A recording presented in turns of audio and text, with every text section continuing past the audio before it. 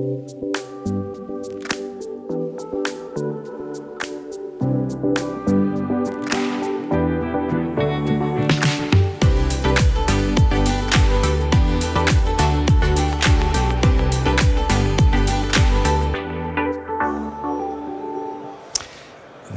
sur ce nouveau plateau télé des énergies dans le bâtiment des salons Bipositive.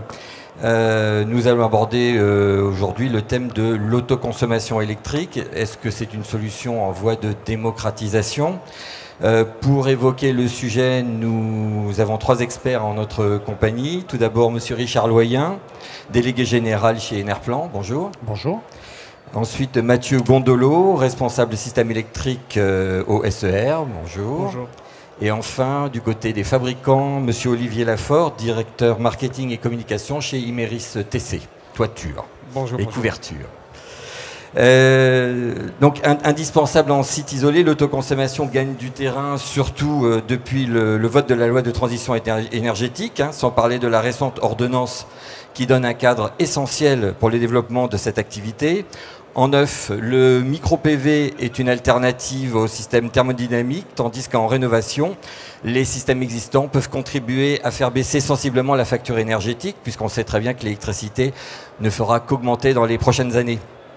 En quoi cette ordonnance, qui vient d'être promulguée en février dernier, va-t-elle booster le secteur du photovoltaïque? Votre opinion, monsieur Richard Loyen? Oui, bonjour à tous. Je pense que ce qui popularise l'autoconsommation, c'est pas tant l'ordonnance que la baisse des coûts du photovoltaïque. L'autoconsommation se développe depuis 12 mois ou 18. Pourquoi? Parce que l'électricité solaire devient de moins en moins chère, le prix des équipements baissant. Ce que va apporter l'ordonnance sur l'autoconsommation, c'est pas tant sur l'autoconsommation individuelle qui est sensible au prix de l'équipement, mais c'est d'ouvrir un nouveau marché qui est celui de l'autoconsommation collective. En d'autres termes, on va pouvoir partager ces électrons entre voisins et voisins de ses voisins.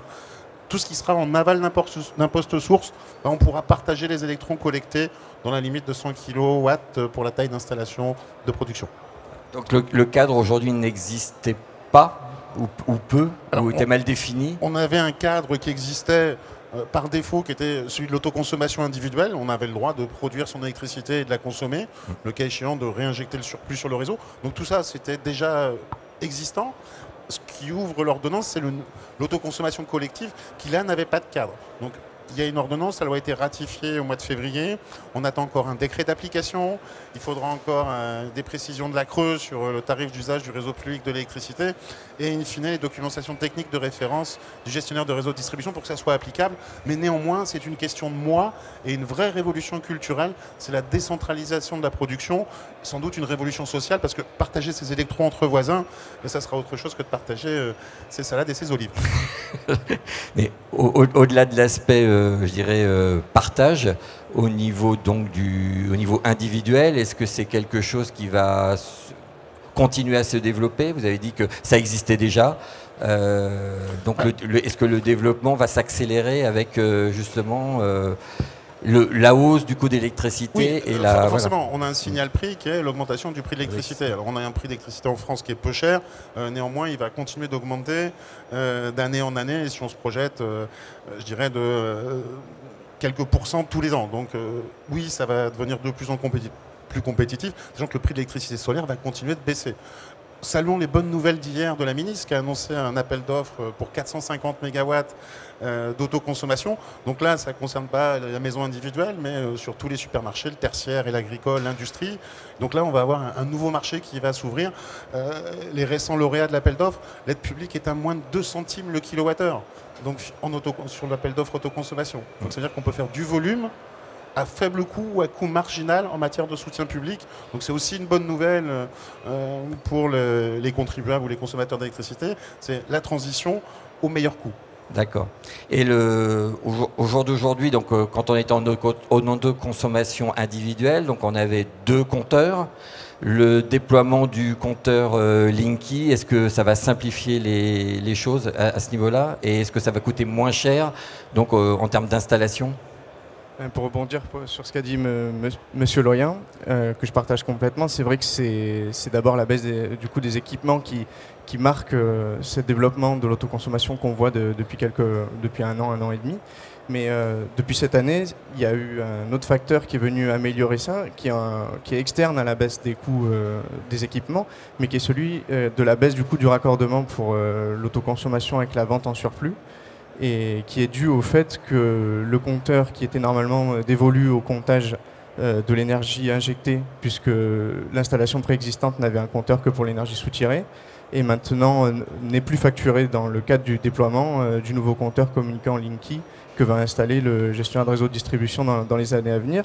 Et cela parce qu'il a décidé d'un déploiement, disons, anticipé pour les installations de production et qui est effectif, disons, en termes de coûts depuis le mois d'octobre dernier et sur le terrain depuis le 1er janvier 2017. Donc oui, ça a un impact important. C'est-à-dire qu'en cas d'autoconsommation, Linky est capable de gérer aussi bien les apports des panneaux photovoltaïques que éventuellement la consommation extérieure s'il y a besoin d'une consommation additionnelle par le réseau. C'est-à-dire que quand vous faites de l'autoconsommation avec la vente en surplus, en effet, il est essentiel de pouvoir comptabiliser les flux dans un sens et dans l'autre, puisqu'on s'interdit de faire du net metering, entre guillemets, c'est-à-dire de considérer que l'énergie produite et celle soutirée ont la même valeur en général. Et donc là, ce compteur peut faire le comptage dans les deux sens et nous fait faire l'économie d'un compteur et donc facilite l'opération de raccordement en termes d'opération elle-même, mais aussi en termes de coût. C'est en termes de coût, ça représente combien, le fait d'économiser entre guillemets un compteur? Alors, disons que les chiffres moyens qui sont annoncés, c'est une économie de 600 € hors taxe en moyenne, mais ce n'est pas ça qu'il faut retenir. Ce qu'il faut retenir, c'est que pour 80% des installations, finalement, le coût de raccordement devient nul. Et c'est ça qui est important. On arrive à un coût de raccordement égal à 0 € pour la plupart des installations qui font cette demande. D'accord. Alors, qui dit production en autoconsommation, dit des fois on a du surplus. Si on ne veut pas le réinjecter, on peut le stocker. De quelle manière on peut aujourd'hui stocker de manière plus économique? Parce que les batteries, c'est encore très cher. Donc... Le stockage qui coûte le moins cher aujourd'hui, c'est le stockage thermique. Donc si vous avez un cumulus, un chauffe-eau thermodynamique ou une pompe à chaleur double service, mais c'est un usage finalement, on reste dans l'autoconsommation. On va stocker des calories pour après avoir une réserve d'eau chaude qui va permettre. Voilà. Après on peut envisager la batterie. La batterie a eu beaucoup de progrès économiques, mais ça renchérit quand même considérablement le prix du kilowattheure solaire. Après c'est le choix de l'autonomie. Il y a des gens qui peuvent se dire, même si le prix du kilowattheure double, c'est pas grave, j'ai envie d'avoir ma batterie pour avoir plus d'autonomie, c'est possible aussi. Et donc, au-delà donc, de l'aspect purement réglementaire, etc., donc, pour les produits, les panneaux photovoltaïques classiques, les tuiles solaires, les panneaux hybrides, enfin, les industriels investissent et innovent vraiment beaucoup dans ce domaine ces derniers temps. Mais est-ce que ça décolle vraiment commercialement? Une réponse avec Olivier Lafort, donc directeur marketing chez Imerys Toiture. Oui, il faut dire que on est plutôt en dents de scie sur ces activités historiquement et on s'est engagé dessus depuis au moins 2002 avec des produits dédiés sur les artisans de façon à ce que ce soit une pose facilitée au maximum. Bien évidemment, il y a eu le moratoire qui fait qu'il y a eu une baisse fondamentale. Depuis, la RT 2012 est venue et a complètement dopé ces activités de photovoltaïque qui progressivement repartent et repartent rapidement. M. Loyen en parlait tout à l'heure de cette autoconsommation qui a été plutôt naissante et récente de 18 mois. Donc c'est un phénomène, et je parle principalement sur la maison individuelle, qui est effectivement récent. Et donc ces produits-là, aujourd'hui, sont excessivement travaillés pour être accessibles auprès des artisans, facilement mis en œuvre, qui limitent le nombre d'intervenants, notamment sur la couverture, puisqu'à partir du moment où il y a un intervenant supplémentaire qui vient, il y a des problématiques de reprise de garantie, et d'un point de vue sécuritaire, c'est effectivement pas très rassurant. Et là-dessus, c'est quelque chose d'important et d'intéressant. Bien évidemment, les produits évoluent. On est parti de produits simples qui étaient des produits photovoltaïques. Maintenant, on est sur des produits hybrides qui allient à la fois du photovoltaïque et à la fois de l'héliothermie, puisque sur un système de chauffage, on vient compléter la consommation du chauffage avec l'apport de la production du photovoltaïque, qui est un autre système d'autoconsommation, bien évidemment. Donc là, on est en système, donc, ce qu'on peut appeler hybride, voilà, qui font deux fonctions. Quoi. Deux fonctions, à la fois un complément pour le chauffage grâce à un système d'héliothermique qui est du gaz et à la fois du photovoltaïque puisqu'on vient produire de l'électricité qui va être consommée pour plus de 80% sur le système de chauffage. Et donc forcément, on a un très bon équilibre qui vient aussi compléter les systèmes de stockage. Et en termes de justement de facilité, de comment dire, d'évolution de la, je dirais, et du prix du produit et de la consommation d'électricité, comment ça se passe? Est-ce qu'on peut partir de quelques mètres carrés, ensuite augmenter, sans que ça pose trop de problèmes? Effectivement, il y a plusieurs questions dans cette question. Il y a une partie facilité mise en œuvre, c'est des orientations qui sont poussées, qu'on plébiscite et qu'on travaille depuis toujours avec nos artisans. Ce sont des kits. Et bien évidemment, ce sont des kits qui sont évolutifs. Le système des tailles de nos tuiles photovoltaïques permet de s'approcher au plus juste du besoin, qui suit l'évolution du foyer, que ce soit en nombre de personnes, donc forcément en termes de consommation. Et demain, quand le foyer aura sa Zoé ou sa Tesla, on rajoutera des tuiles pour l'alimenter directement. C'est exactement la démarche intellectuelle qu'on pousse, qu'on travaille. Donc là, on aura une unité de stockage mobile. Et donc, ce cadre d'autoconsommation donc individuelle, ensuite qui va tourner de plus en plus vers les quartiers, c'est ce qu'on appelle, sans trop développer, mais voilà, c'est ce qu'on appelle maintenant sur les smart grids, c'est ça, c'est de dire de gestion de l'énergie. Les smart grids, c'est le fait de gérer de façon intelligente les soutirages et les consommations et les productions. Donc nous, on se dit full smart grid, c'est photovoltaïque, plus stockage, plus véhicule électrique, avec un véhicule électrique qui pourrait aussi, le cas échéant, venir alimenter le bâtiment le soir ou le réseau. Donc on a vraiment une nouvelle façon de concevoir la production d'électricité décentralisée, décarbonée. Et la chose importante, c'est décentralisée, renouvelable. C'est une révolution culturelle dans notre système électrique.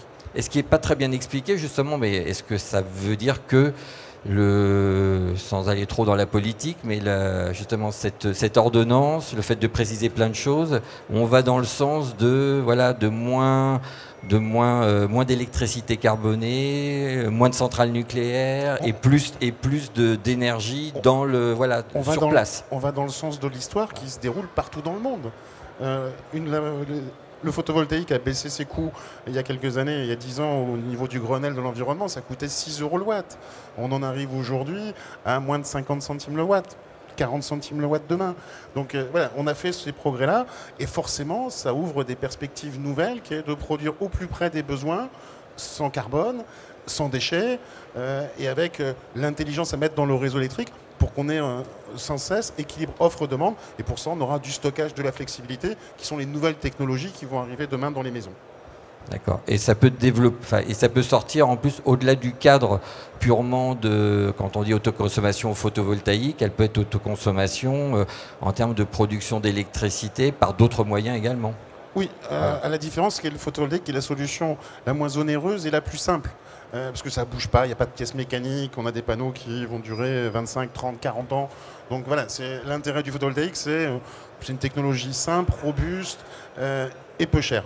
D'accord, vous voulez préciser? Oui, et puis pour rebondir sur le sujet que vous abordez, qui est celui du réseau intelligent, entre guillemets, et de l'articulation que ça peut avoir avec le bâtiment, comme vous le disiez, c'est vrai que la notion introduite par l'ordonnance d'autoconsommation collective est aussi une porte ouverte sur ces systèmes-là, où lorsqu'on aurait une opération immobilière où on aurait des bâtiments à la fois résidentiels et tertiaires, qui serait l'opération dans une même opération d'aménagement, on peut raisonnablement prévoir que ces échanges qui étaient décrits entre voisins puissent être intégrés à ce type d'architecture pour que les panneaux installés sur un des bâtiments mieux exposés que l'autre, ou que les consommations qui peuvent être complémentaires entre le résidentiel et le tertiaire s'articulent intelligemment avec du numérique ou des systèmes de mesure supplémentaires pour apporter aussi des services au réseau.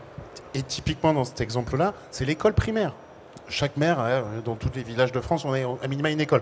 Mais l'école, elle n'est pas ouverte l'été, elle n'est pas ouverte généralement le samedi ni le dimanche. Alors jusqu'à présent, on faisait de la vente totale si on faisait un équipement. Puisque là, on pourra faire de l'autoconsommation sur l'école pendant la semaine. Et puis le week-end et pendant les vacances scolaires, c'est les voisins qui vont profiter de cette électricité en surplus dans le cadre d'une opération d'autoconsommation collective. Donc ça, c'est la décentralisation de la production appliquée, partagée. Voilà. Et pour finir donc concrètement, par rapport aux installateurs, voilà, comment eux ils peuvent se placer dans ce... Quand on vous entend parler, on a l'impression que ça va être, voilà, ça va être un déploiement très important, on va avoir des panneaux photovoltaïques partout, etc.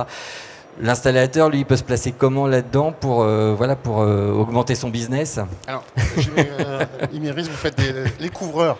Aujourd'hui, un couvreur qui rénove une toiture devrait proposer systématiquement un petit kit en autoconsommation. Parce que ce qui coûte cher, c'est d'aller sur le toit. Donc finalement, si je vais rajouter un système après, alors que ma maison est déjà construite ou que j'ai pas besoin de la rénover, ça va me coûter plus cher. Donc il y a des choses comme ça qui doivent se systématiser. Et après, on a nos électriciens spécialistes du photovoltaïque qui vont aussi prendre part à l'ensemble de ce marché, sachant qu'attention, sur une maison individuelle, les besoins sont faibles. Donc on a largement plus de toits sur la place que finalement de besoin de mettre de panneaux. Donc ça va dépendre de est-ce qu'on rentre dans des opérations d'autoconsommation collective, partagée, et est-ce que les voisins et les voisins des voisins vont vouloir profiter de l'électricité solaire qui sera produite locale. Mais oui, les entrepreneurs, les artisans ont une grande place pour être des prescripteurs, des spécialistes. Le métier devient plus compliqué parce qu'on dimensionne l'installation en fonction du besoin. Merci pour toutes ces précisions et merci de votre participation. À bientôt. Merci. Merci. Merci.